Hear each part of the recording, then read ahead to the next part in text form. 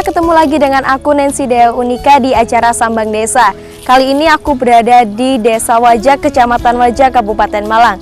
Di sini aku berada di hamparan tumbuhan mendong yang sedang dijemur, dan ini merupakan salah satu potensi yang ada di Desa Wajak ini. Mau tahu kelanjutannya? Tetap ikutin aku di Sambang Desa dari Desa untuk Indonesia.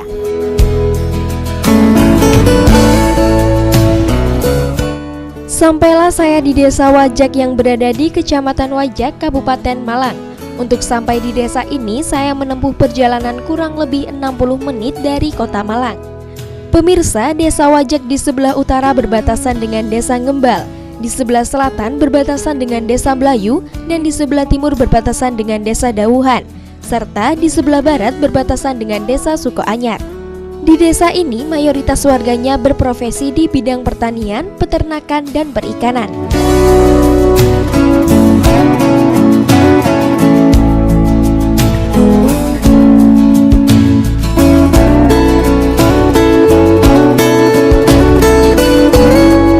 Desa ini dikenal sebagai kawasan Minapolitan yang memiliki potensi perikanan melimpah.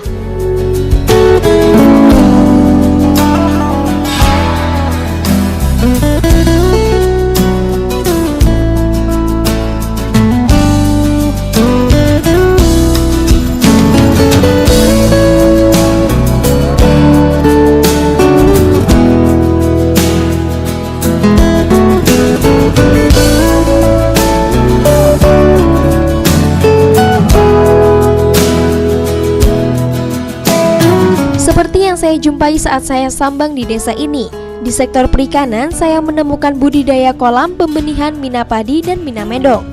Salah satu potensi perikanan yang dimiliki Kecamatan Wajak yang tidak ditemukan di desa lainnya.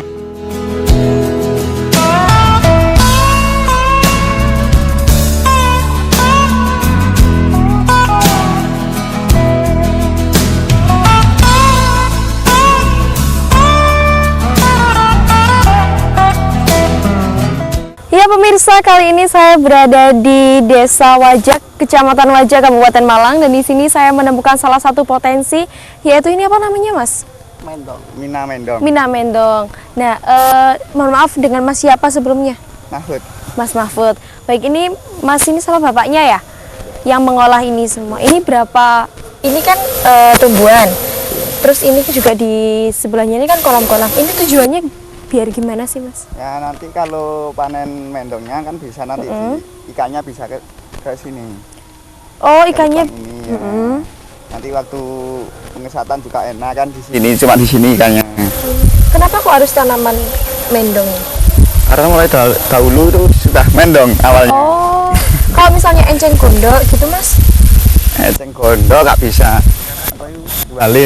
Jualnya ini kan lebih tanaman nek moyang dulu, jadi tanaman mendong untuk buat ikan lah. Kerajinan buat kayak ampar, aquascape labang. gitu. Oh ya, berarti lebih mantepan ke tanaman mendong ini ya. Ini ikannya ini jenis apa, Mas, kalau boleh tahu? Jenis ikan nila, koi, sama gurami. Oh, apa cuma 3 jenis ikan itu aja? Kalau yang lainnya? Iya, 3 jenis lainnya. Kalau lele misalnya gitu? Lele. Nggak bisa. Oh, ada. Ini diberi makan boleh kan, Mas? Iya, silahkan. Oh gitu. Terus ini kan induknya kan pasti ada sendiri, iya. ditaruh di kolam sendiri gitu ya. Tempat khusus induk. Satu induknya bisa menghasilkan berapa ikan? Bertelurnya? Telurnya itu sekitar 1.000 lebih. Oh, 1.000 satu lebih. ekor ikan. Berarti satu induk itu bisa menghasilkan 1.000 Nah, 1.000 ekor. telur lebih. Oh. Kalau di kolam sini sendiri berapa ribu? Di sini 3.000. Oh, 3.000. Iya, Sekitar 3.000 3.000-an. ikan. Usianya berapa ini, Mas? Ini 2 bulan. Oh, 2 bulan. Nah, ini kan jual bibit kan dijual gitu kan, Mas? Iya. Itu biasanya orangnya yang kesini apa Masnya yang nganterin? Orangnya yang kesini, Mas. Oh, orangnya yang Cari kesini. bibit ikan. Beda-beda atau udah pelanggan, Mas? Beda-beda. Oh, beda-beda. Iya. Tapi ada pelanggan tetapnya juga gitu ya? Ada. Biasanya kalau pelanggan tetap ngambil berapa ekor, Mas? Ambilnya ya 1.000, 2.000 gitu. Ambilnya per ekor.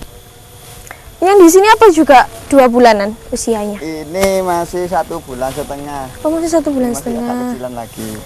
Apa cuma bapak sama masnya saja? Ini kelompoknya kelompok Sekitar 20 yang ikut Oh, kelompok. 20. Yang ikut Sebetulnya yang banyak, cuma yang ikut di kelompok.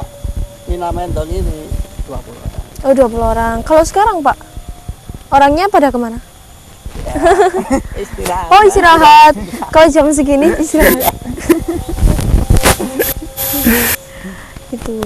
Pak, ini kan selama usaha ini udah berapa tahun kira-kira? Sekitar 8 tahun ya kan? 8 tahun. Selama 8 tahun itu sudah oleh pembinaan oleh pemerintah dibina setiap bulannya, bagaimana bisa dijelaskan? Kadang ada undangan dari dinas, Diajak pelatihan. ada pelatihan. Berarti peran pemerintah masih aktif ya di Oh, sini, masih aktif. masih aktif sekali, masih peduli sama usaha Bapak ini ya. Iya. Untuk harapan kedepannya di usaha ini gimana Bapak sama Mas? Ya, harapannya ada pembinaan dari pemerintah, Dukungan yang dari Mbak Sama. bantuan. Oke, Mas sama Bapak, saya boleh ikut kami beri makan, kita Oh, jalan-jalan ke sana lihat-lihat. Silakan.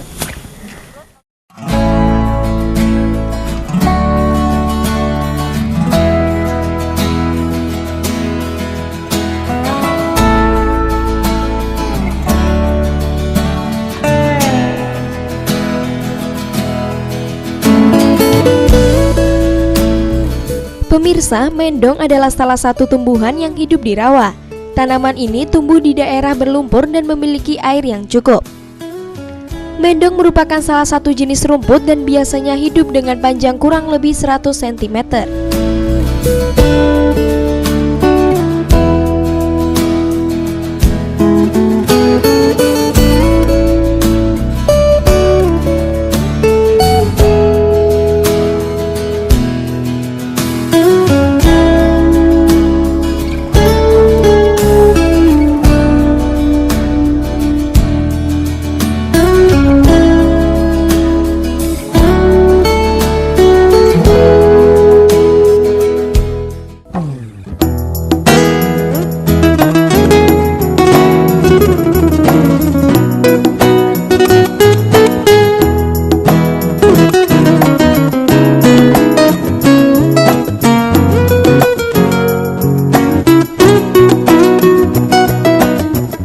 Pemirsa, saya kembali melanjutkan perjalanan.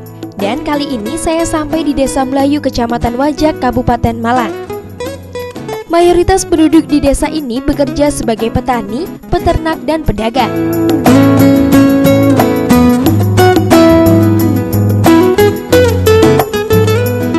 Sesampainya di desa ini, saya tertarik dengan adanya kebun buah milik warga Desa Melayu.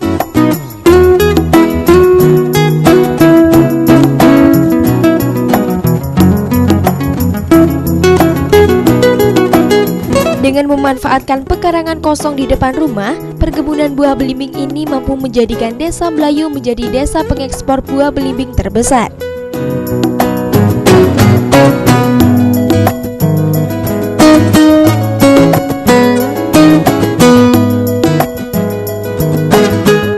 Ya pemirsa, kali ini aku udah berada di salah satu potensi warga yang masih di Kecamatan Wajak, Kabupaten Malang. Di sini dengan Bapak siapa, Bapak? Muhammad Faisal.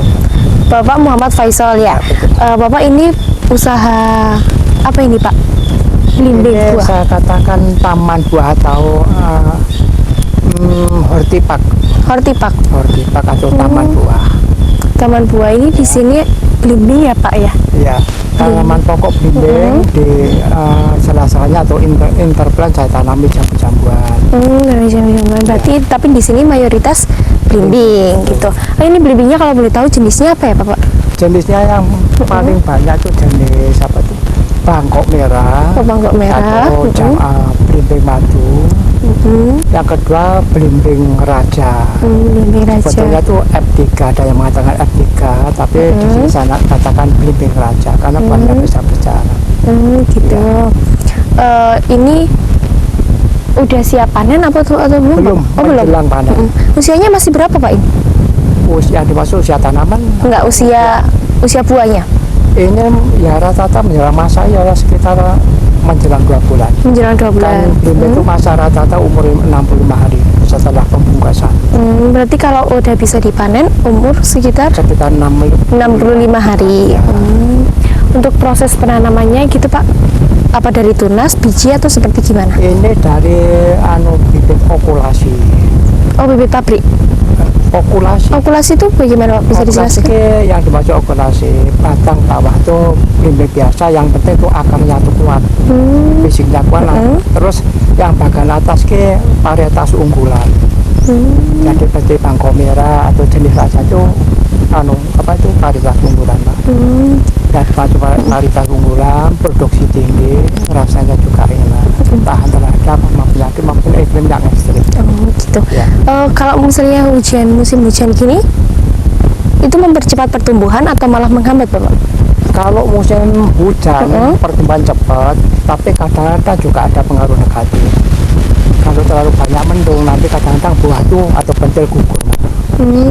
Kurangnya sinar matahari ya? Rasanya kurang maksimal. Kadang-kadang itu agak masam.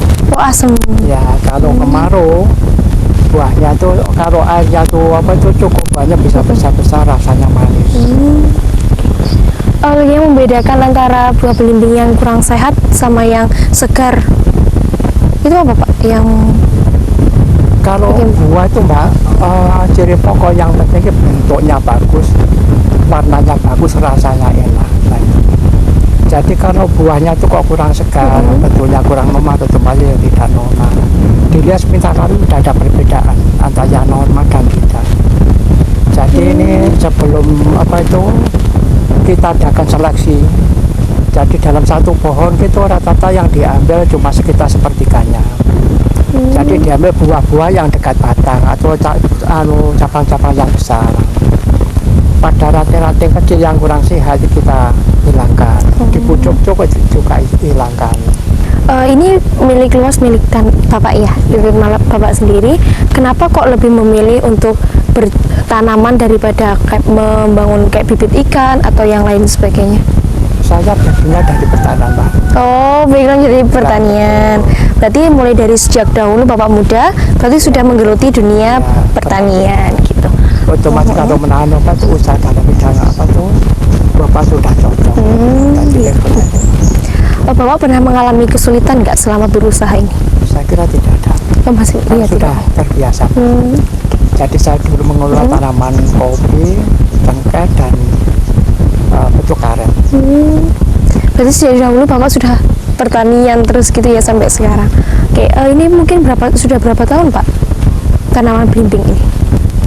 Belimbing ini variasi Mbak, ada yang umur 10 tahun, ada yang 11, ada yang sekitar 7 tahun, ada yang sekitar 5 tahun. Jadi saya menanam secara bertahap.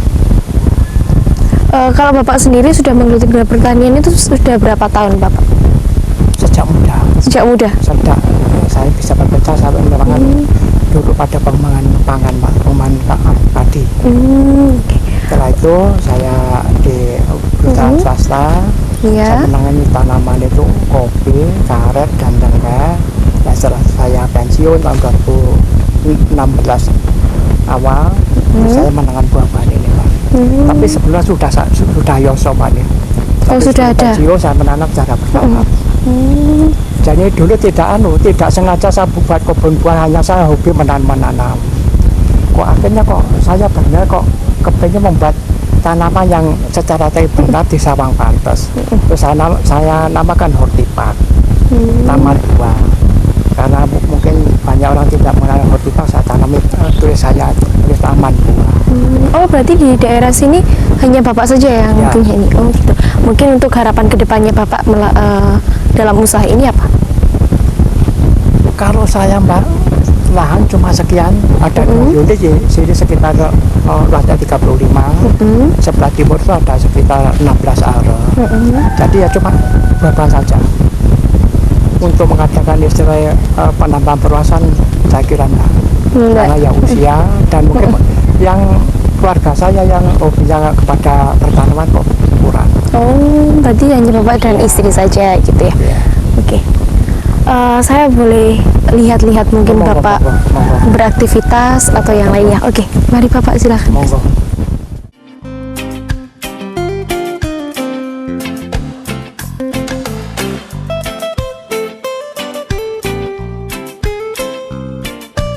Berawal dari keisengan menanam pohon buah belimbing, saat ini permintaan pasar terus meningkat. Karena selain bentuk buahnya yang besar, rasanya pun juga manis. Pemirsa, satu pohon buah belimbing jenis Keraga Super bisa menghasilkan 50 hingga 60 kg buah loh. Sedangkan untuk belimbing jenis merah mencapai 80 kg per pohonnya.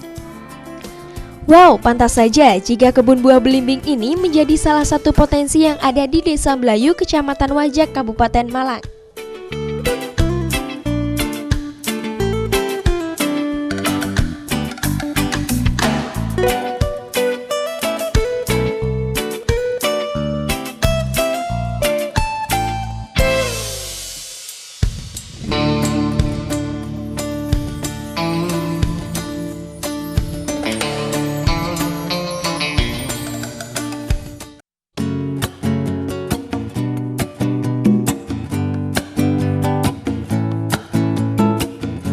Pemirsa, saya masih berada di Wajak, tepatnya di Desa Codo, Kabupaten Malang.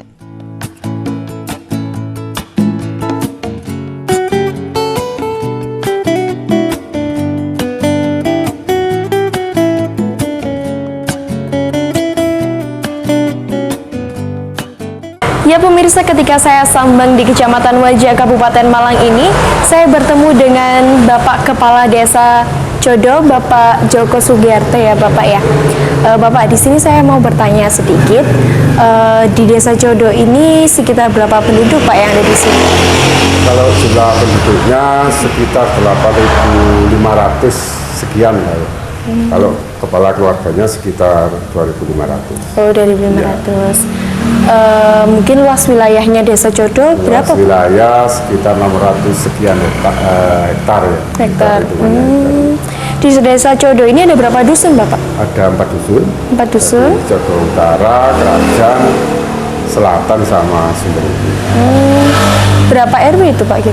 RW-nya 15. 15 RW. RT-nya 54. Oh 54. Di sini Bapak sendiri sudah menjabat sudah berapa tahun? Ini periode 3 awal, jadi saya sudah 13 tahun. Sudah 13 tahun ya Bapak ya. Mungkin di sini kan kedengarannya saya terfokus pada salah satu pembudidayaan serai di Desa Codo ini ya Pak. Oh iya, betul. Bisa diceritakan sedikit kenapa memilih membudidayakan serai? Begini ceritanya. Dulu itu sekian 3-4 tahun yang lalu itu setiap tahun desa sini itu selalu kena namanya wabah DB, demam berdarah itu. Kemudian kami cari inovasi apa yang bisa untuk mengatasi masalah DB ini. Kita bekerja sama dengan universitas, dengan pihak-pihak lain. Akhirnya kami menemukan ini tanaman serai. Di tanaman serai ini ada zat khusus yang ini untuk mengusir, bukan membunuh nyamuk. Pencegahan berarti ya? Sehingga untuk menggeser, istilahnya di sini ini geser untuk menggeser nyamuk dari wilayah. Manfaatnya itu, ternyata setelah kita budidayakan ini, alhamdulillah 2 tahun ini sudah tidak ada wabah. Udah gitu. Untuk penduduk di Desa Codo ini mayoritas bekerja sebagai apa Pak? Kalau saat ini 50% di pertanian, 50% di home industry. Home industry. Ya. Mungkin untuk harapan kedepannya di Desa Codo ini untuk penduduk dan pembudidayaan serai itu seperti apa? Ya kita berharap ini aja untuk mengangkat ini kan belum begitu maksimal ya pengolahan dari hasil serai ini. Kita masih banyak kendala, nantinya kami mohon ini ada pihak-pihak dari instansi terkait ini untuk turun untuk membantu lebih meningkatkan lagi dari hasil. Mungkin saya boleh melihat potensi-potensi yang ada di Desa Codo. Melihat potensi-potensi. Oke, mari Bapak bisa mengantarkan saya ke depan. Oke, mari.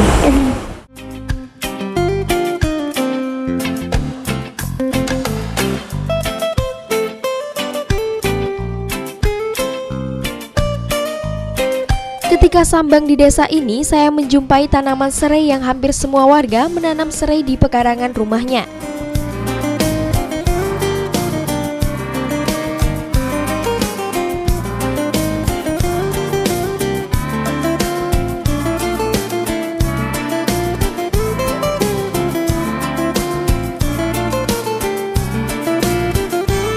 Desa Codo merupakan desa yang memiliki potensi tanaman serai terbanyak di Kecamatan Wajak. Hal ini terbukti dengan adanya kebun serai yang dibudidayakan warga serta dapat dijumpai di sepanjang jalan perkampungan Desa Codo. Potensi tanaman serai yang melimpah dimanfaatkan oleh masyarakat, khususnya kader PKK untuk dijadikan sabun, lilin, serta cairan pembersih lantai berbahan dasar serai. Tak sejalan dengan melimpahnya serai, masyarakat Desa Codo pada tahun 2014 banyak yang menderita demam berdarah.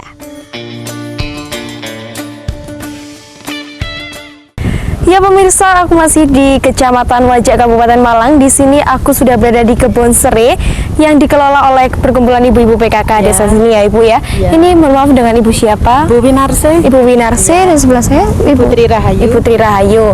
Dan ini Bu Ibu Siti. Ibu Siti. Ibu Ida. Ibu Ida.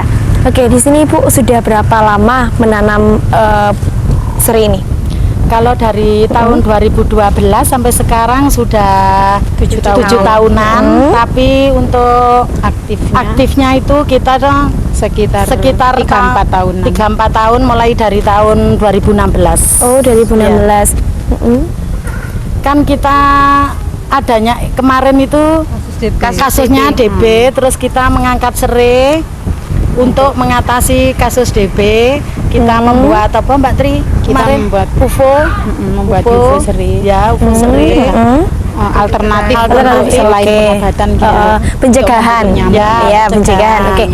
Ini memang dikelola oleh ibu-ibu PKK atau dibantu sama yang lainnya? Ya, kita dikelola sama ibu-ibu PKK, dibantu Bapak RT sama warga-warga dan dukungan kita dari Bapak perangkat kita semuanya mendukung kita untuk penanaman serai. Oh gitu. Ini penanaman serai ini murni dari ibu-ibu PKK atau ada dorongan dari yang lainnya, pemerintah mungkin untuk maksudnya kayak kamu bikin serai gitu, atau memang murni dari ibu-ibu PKK sendiri? Kalau awalnya dari ibu PKK, terus kan kita memperdayakan ibu-ibu masyarakat gitu loh.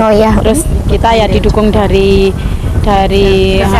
kesehatan, dari Bukesmas, dari Koramil. Waktu itu sering ikut kerja bakti juga. Jadi kita dukungan dari pemerintah sama kerja sama ibu-ibu PKK.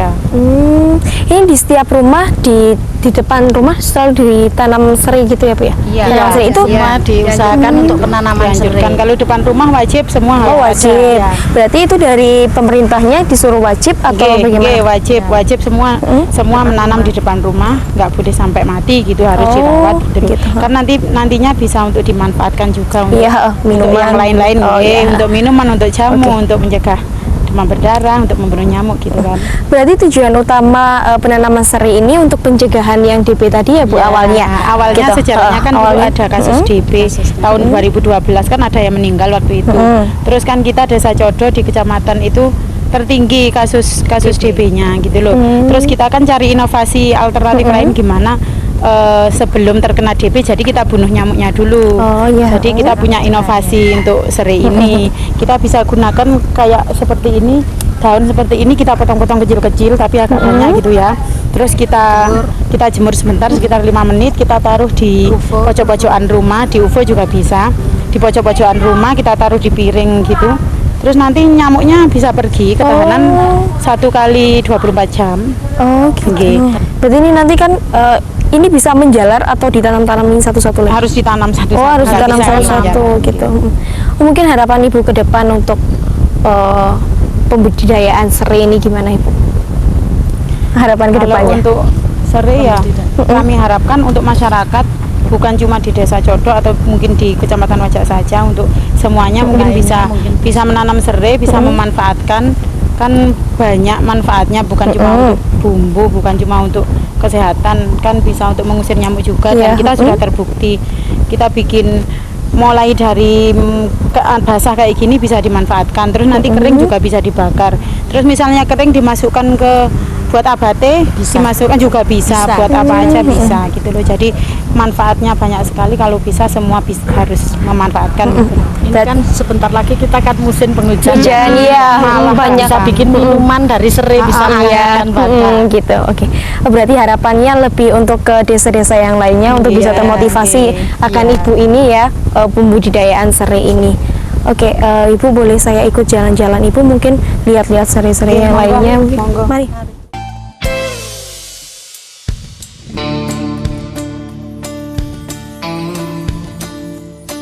Pemirsa, serai memberikan manfaat yang besar bagi masyarakat karena selain dapat dimanfaatkan menjadi bahan masakan, serai dapat mengurangi berkembangnya penyakit demam berdarah.